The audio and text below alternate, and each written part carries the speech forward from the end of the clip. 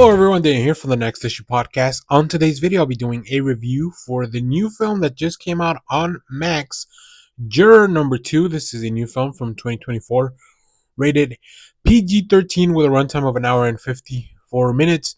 As of the recording of this video, we have a Rotten Tomato score of 93%, audience score of 91%, Letterboxd average rating of 3.5. So this was one of those films that WB decided for some reason to not give a theatrical release.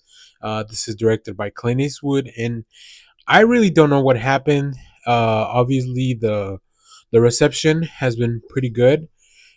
This feels to me like the kind of movie that people want more of, like these mid-level, not connected to a franchise, just an interesting story, twists, turns, a reflection of what could be happening on a daily basis. Um, so yeah, and I don't think this film is perfect whatsoever, but I think it's very well done. It's really interesting to see Clint Eastwood, like especially, he is an older man, just continuing along to produce just quality work. A lot of that has to do with the cast. So let's talk about first of all, the quick premise of this movie. Juror number 2 follows Justin Kemp, a family man who, while serving as a juror in a high-profile murder case, finds himself struggling with a serious moral dilemma. One he could use to sway the jury verdict and potentially convict or free the accused killer. This film stars Nicholas Hoult, who you may have recently seen as Lex Luthor in that Superman trailer. He is Justin Kemp. Zoe Dutch is his wife, Allison Crewson. Tony Collette is Faith Kilbrew, the DA. J.K. Simmons is another one of the jurors.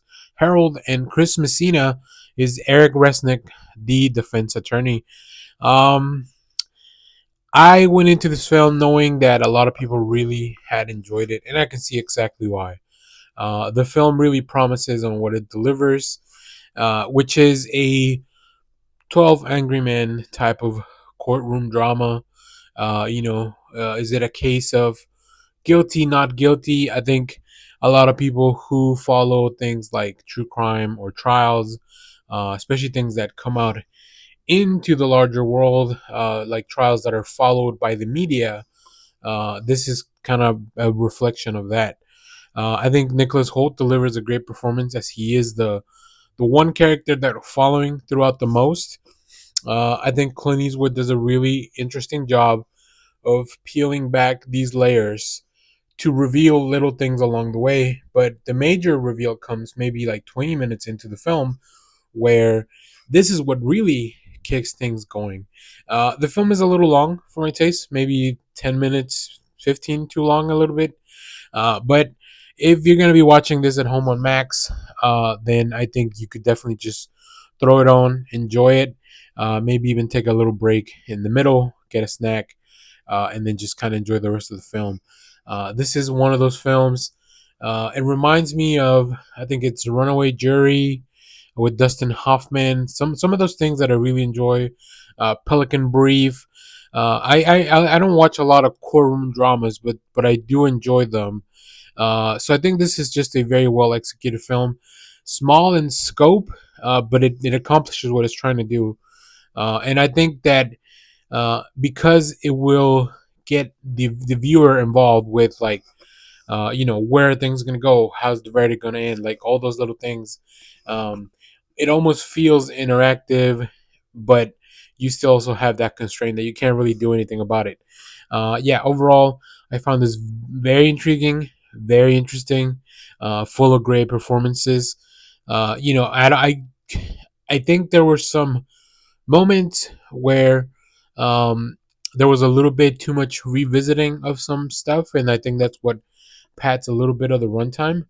But overall, this is just a very well made film that it's kind of a shame that never made it to the theaters, because I feel like this is the type of film that there's an audience out there for. They're looking for things that are not franchises, but they're also looking for things that are not like these 824 neon, like, things like that, right? They don't, they kind of want, this is like in the middle ground of of all that, I feel.